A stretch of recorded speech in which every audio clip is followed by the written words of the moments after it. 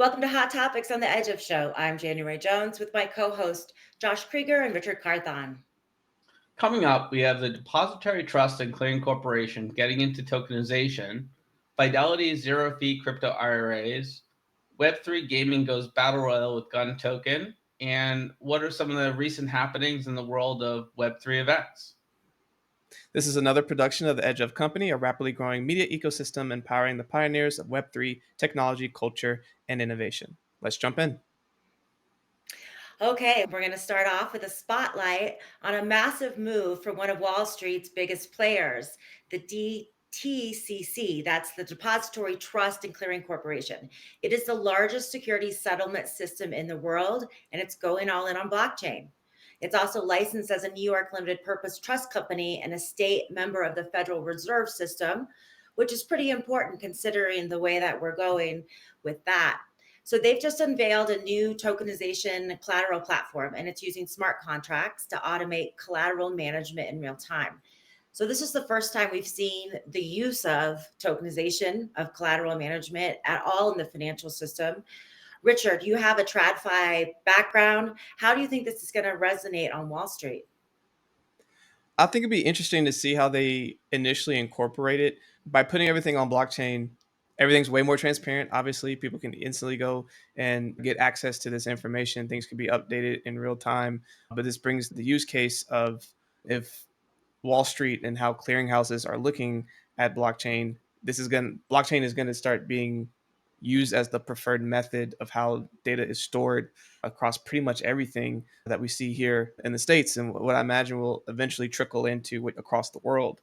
It's a big win for collateral being on blockchain and the validation that it provides, with blockchain being the best way to do a lot of this data storage. You got some of the biggest names in settlement saying, let's automate and decentralize the process. Everyone starts really paying attention to what's going on. One of the things that I wanted to look at more specifically was LF Decentralized Trust Besu's blockchain. I know Josh just came from an event where he got to meet some of the people that talked about this. So Josh, I'll kick it over to you to talk about what this is and how they are able even to run this with like ApeChain and some of these other ecosystems.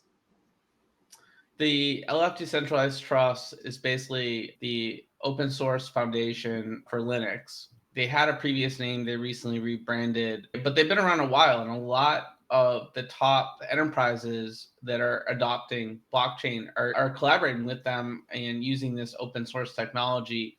And I had a conversation with one of the senior representatives there, actually at the DC Blockchain Summit. And her point there that I found quite interesting is that the enterprises like it because they're not reliant on a gatekeeper sort of company that is maintaining that product, where it's a community. This creates more transparency, more security, and a lot of interesting benefits for an organization that wants a reliable solution that will last for hundreds of years as opposed to a few years, right? The fact that they partnered with the Linux Foundation, I think, is a real indicator of the forward thinkingness of the DTCC in terms of thinking about how to make this product, I imagine, not only reliable and beneficial, but potentially building as a foundation for more products and services in the blockchain space. So I think it's a strong signal. It seems like a disruptor, and in this market, very competitive of who gets there first. Do you think that the choice of Linux Foundation was some kind of stability, though? Because I would imagine choosing the partner, choosing the technology for this was a big part of this decision, and it has a big impact on what other companies start using. Yeah, I mean, look, Linux Foundation it backs a lot of the top enterprises using blockchain already. So I actually think it's more of a conservative decision as opposed to the alternatives that are available when you're working with other types of blockchain technology that's tied to one specific layer one or a specific layer two.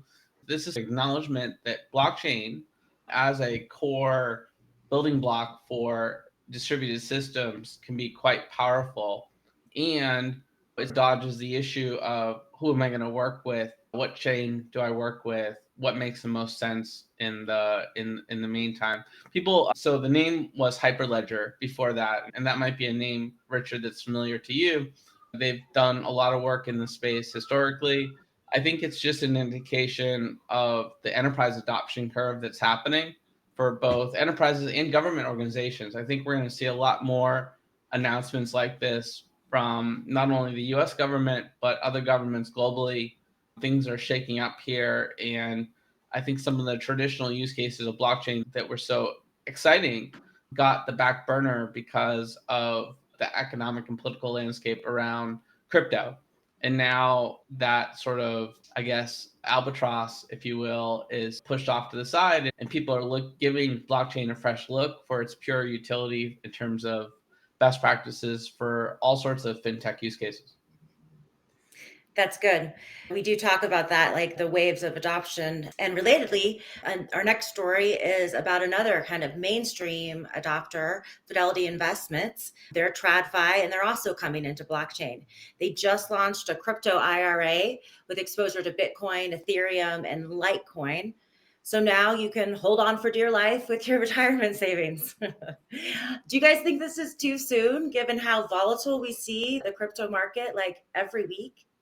Look, I've been using Charles Schwab just because my financial advisor is connected to those guys for some of my retirement. I also have a checkbook IRA, and I'm a big fan of these types of products and services. They've been around for a while, but Fidelity making this move is a huge signal. I mean, they are the sort of flagship symbol of retirement trust and support a number of the biggest companies in the US. And I think if you've had a few jobs, you probably have a Fidelity account at some point, whether or not you still have it or you've merged it with another IRA, is here or there. But this is a major calling card for the legitimacy of cryptocurrency as one part of a portfolio for retail consumers. And I think the timing is not coincidental here with some of the changes of the administration, some of the upcoming legislation coming up. It's a very exciting time for retail adoption of these products without having to even use a MetaMask, without having to download a wallet, without having to create an exchange account.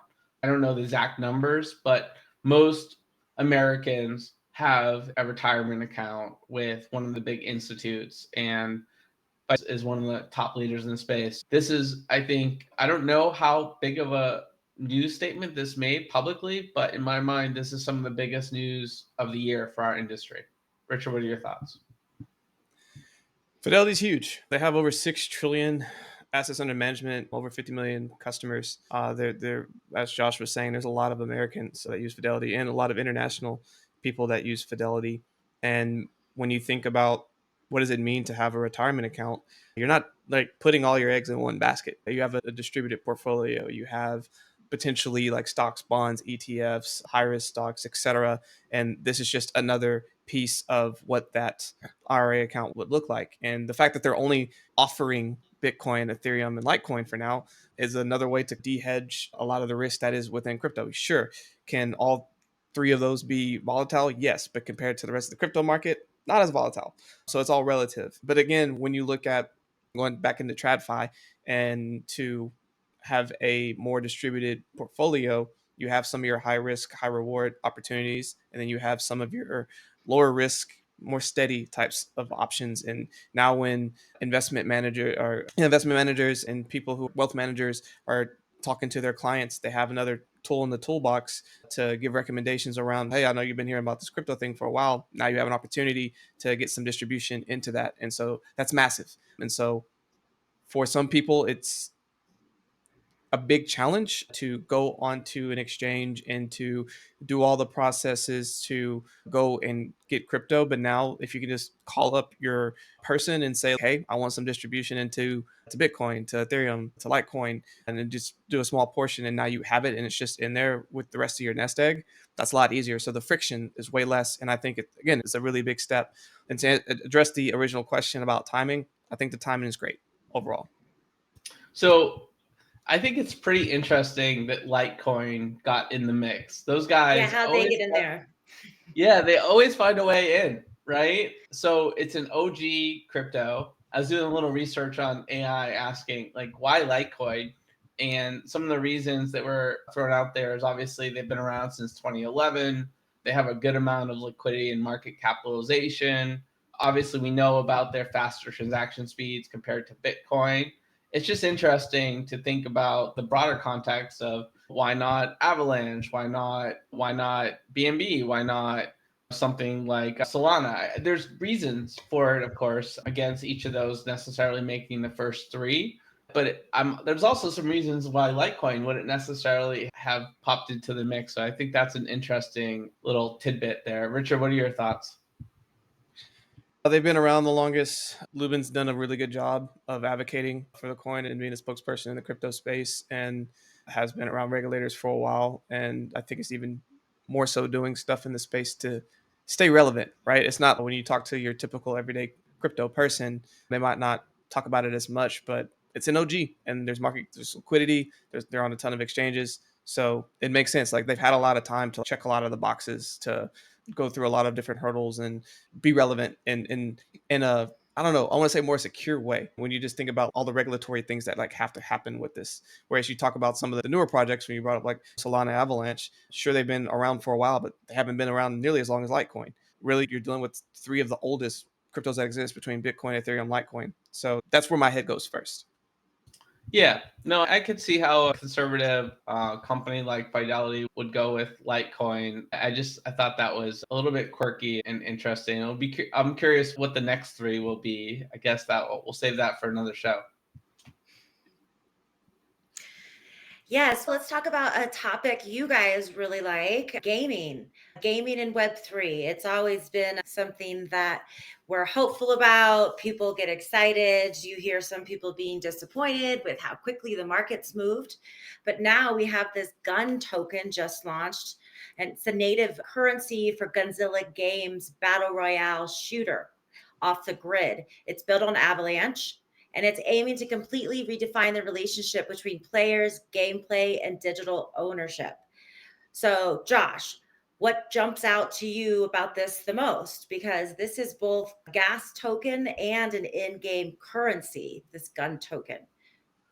Yeah, so I think it's it's an exciting one because the graphics are so realistic, and I know Richard has more color on the game itself. I'll just say one of the interesting conversations that I've been privy to the last few weeks has been about the implications of stable coins on the gaming industry, and the fact that you can now do more from a gaming perspective in terms of the reward economy than you could do 3 months ago, 6 months ago, and it's just going to keep increasing the potential. It'll be interesting to see whether or not this creates a bullish reversal for the gaming industry overall. I've been blown away by how eternal Fortnite has been for gamers. Not my favorite game. I'm terrible at shooting games relative to other types of games. Give me some Mortal Kombat or NFL Rivals any day over a shooting game. But I think I respect the longevity of shooter games. If they catch fire, that was a pun unintentionally. But if people get really addicted to these games and families play these games, communities play these games, and they're globally just have continued to be one of the top performing game segments. A game like this coming out of the gate strong with this type of economy is a really interesting signal of what might be possible next. I'm hopeful these guys figure it out. There's also some comments on Twitter that the market size is overvalued already and then it's going to crash and burn. I mean, we even saw with Pokemon Go how that was like trending for a month, and then there's still some diehard fans, but it's a much smaller community. Time will tell with this product, but really excited to see what happens next. Richard, what are your thoughts? I think this game is so unique in so many ways to say that it is a Web3 game. So this is one of the first Web3 games that you can play on PlayStation, you can play on Xbox, you can play on PC, like a console, and the graphics are beautiful. The gameplay is pretty smooth. For all those who are gamers out there, if you're familiar with like Call of Duty Warzone, a similar look and vibe, but also a little bit of a vibe of being able to put on the different skins. One of the things that recently just got announced on April 1st, at the time of this recording, it's April 3rd, they did a collaboration with the Bored Ape Club. And so now, like, imagine being able to bring like your Bored Ape to the game as a skin, and now you can run around with your Bored Ape playing with other players. And they have like little mini games that they've also been able to make too. And the way that they're correlating this, they're getting less straightforward with, hey, this is a blockchain game, and just bringing in the mechanics that gamers that really just care about playing a good game know and love, right? So when you think about skins, okay, cool, these are NFTs now that you can have. Oh, you have upgradable guns, great, these are NFTs that you can have and use and sell, etc. Or even like thinking about different maps or other things like that, or the concept in the game itself, in certain games where you can go, certain versions of this game, I believe, where it's like a winner take all, where you go in with a certain thing and you risk a certain item that you have, and then at the very end, whoever survives basically either gets to walk away with a bunch of these items. That's a really cool dynamic that you're now being able to play with. And so a lot of these blockchain elements that they're bringing to your traditional Web2 games being wrapped up into one, I think this is one of the first real use cases that we can see the evolution of. I think we've seen like a swing on the pendulum, right? Where in 2021, everyone was, oh, games, let's invest and put a lot of money into games, and let's really focus on the Web3 parts of it. So people quickly put games together, and yes, they had Web3 components and people were there for the tokens, but the game itself wasn't great. So what now has happened is there's been a re-emergence of focus on making a really good quality game, and then having the Web3 extra elements be afterthought. And by leading with that, you're now seeing this convergence of really amazing flawless gameplay that Web 2 people can just come and play immediately and not even know that it's Web 3. But then for your hardcore Web 3 people who understand the mechanics and can be earning the tokens, earning the NFTs, all the other stuff, they can be doing all of those gaming components on top of already a good game. I just think this is a really cool announcement for Gunzilla. I think it's going to be cool to see how this pans out over the next several months, to see what the adoption looks like, and are they able to keep getting more and more players on it, because they're just like, this is just an early version of what the main game will look like. But I think this is a really cool first step in what the future of Web3 gaming will look like for most people. Richard, can we set up an Edge of Company tournament among everyone on the crew? Is that possible already? I mean, I'm sure it is. First, we'd all have to get the same game on the same system. I personally have a PS5, or we can figure out a console, but I'm sure we can figure something out. And it'd be really cool to see if Gunzilla is going to be at some of these future conferences that we're going to be at, and might even host little tournaments themselves. Because if they do, I know I'm probably going to try to go and participate if I can. All right, January, you up for it? I have a feeling that you can outperform me. It's not going to be difficult. I was really good at Duck Hunt many decades ago. So I'm an OG, of course. I love that game, man. I snicker just like that dog. We have the same laugh. I think that's where I got my laugh from. Nice. That is a fun fact. That is a fun fact. Okay. Speaking of seeing some of these games having a higher profile at events, we are still nonstop going to events. Josh, you just got back from DC Blockchain Week. That's coming right on the heels of the White House Crypto Summit. I would just imagine DC is buzzing right now. What was your read of what people are thinking, level of enthusiasm? Are people getting past the bad word crypto? Yeah, the tide's changing. I actually had the pleasure of going to one of the after parties for the Crypto White House Summit and hung out with some of the folks that were at the summit, like Ivan from MoonPay and whatnot. And I think it was a huge step in the right direction for the industry. Folks talked about what they didn't like about the reserve in terms of a direct, immediate plan to buy more crypto. But the folks that were there on the ground, and I think the sentiment in DC is a little bit more optimistic and proud of what was accomplished. One being the fact that the reserve is a legitimization of our industry symbolically, from a place that, where the idea that you're part of this industry was tarnished for quite a while. I think that's a major shift. And number two, what people are also really excited about is the changes with banking. We now have the ability as an industry to be part of the American banking system. I can't tell you how many stories I've heard from founders with US-based companies that got debanked, where the bank found out they had a crypto company and took them offline. And that's a terrible thing. The implications of that for conducting business, paying your employees, dealing with recurring charges. It's a mess, right? And trying to find another bank and scrambling around. This is one of the reasons that so many folks left the US and started to incorporate in places like Dubai, in Asia and whatnot. So I think that's a really interesting part of this. I think the new legislation around stable coins and deposit coins is fascinating. And that's just the beginning, with the sort of the bigger crypto bill coming in probably by September. So there's a lot of excitement. A lot of the folks that were there were more so on the lobbying side, the legal side, some founders. I think there's an opportunity now to expose the broader community to what's happening in DC. We hope to do that a number of different ways. We're really excited that we have one of our folks, Audrey, on the ground in DC. So she's going to be going to all those fun events over the next few months and staying top of mind of what's going on. And then, of course, there's some interesting, more global events coming up where these conversations will continue. Token 2049 in Dubai. We'll be heading there with the rest of the industry. Fortunately, Dubai has a lot of hotel rooms and Airbnbs, so it's all good. And then from there, you have Consensus and Toronto coming up. And I think it's a really exciting time for the industry. I see a shift towards the real use cases of blockchain over the next few months. And I think that's going to add some really exciting liquidity to the market. I personally see the current bear signal as a micro indicator around broader economic issues and the tariffs, of course, and their impact on things. But bottom line, there's a lot of foundation building for the strength of our industry happening right now in DC, and it's a really exciting time.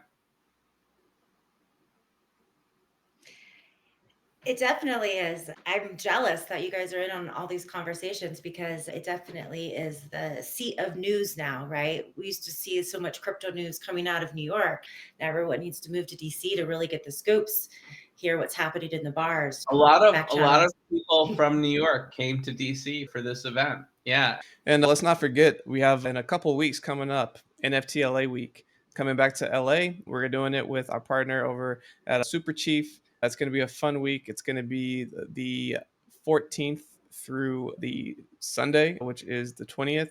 A lot of different events going on throughout the week, with the anchor event being on the Wednesday, which is the 16th. We have a ton of information and awesome stuff going on. You can get all of that information over at outeredge.live/NFTLA. Some really awesome speakers. It's going to be a really fun time. I know Josh is going to be in town to be at that event as well. Josh, what are you looking forward to on that? It's great to have Jack Butcher, who spoke previously, back again, highly respected digital artist in our space. Brian Brinkman, who's been on the show, great guy. A number of really cool people. Casey Rodmore, founder of Ordinals, will be there speaking. Our friends at Super Chief, who have led the charge on curating the lineup, have done a great job. Really excited to have OpenSea as a partner this year, and lots of announcements still to come. So if you're in LA, this is definitely something to check out. If you're not far from LA, come on over. The anchor event is really the 16th and 17th, but there's stuff to do all week.